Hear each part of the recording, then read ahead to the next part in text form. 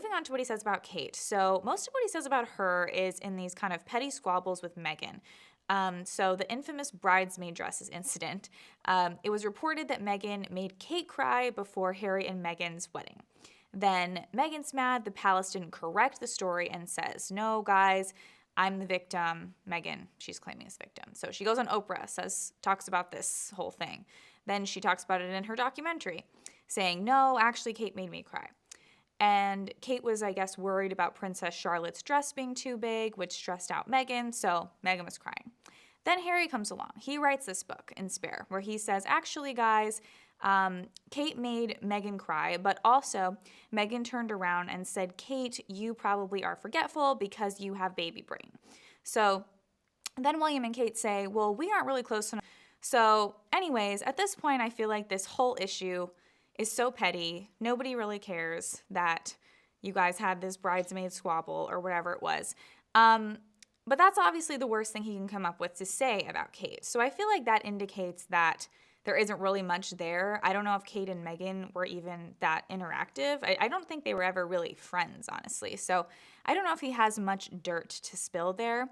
But what are kind of your thoughts on them constantly rehashing this who made who cry issue?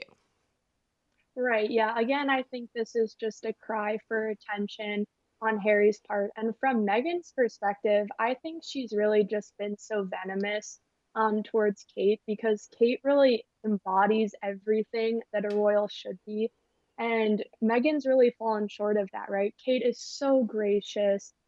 She's always so on point. She's so fashionable and beautiful, and she loves Britain and the British people.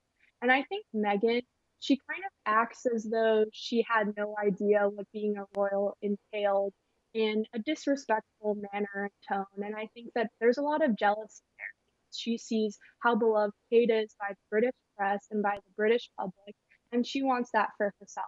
I think at the end of the day, Harry can kind of serve as a warning for a lot of young men out there, right? Yes, that is a big warning. And I thought it was interesting too how Harry would say, "Oh, yeah, the tradition is kind of to marry someone like Kate, but I changed that. I went this direction." And I think it indicates, that's obviously not a good idea. Obviously, Meghan, I think she wanted to be number one, honestly, and basically felt like either she should be ahead of everyone or, if anything, her and Kate are the same.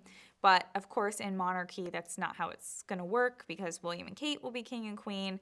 Harry and Meghan will be, I mean, if they had stayed, they still would have had an amazing, royal, lavish life with all of these other royals. So no pity there or anything. But you can't just say everything's about me. And if everyone does not cave to my narrative, then I'm going to just go nuclear on everyone. And I think that's kind of what happened there.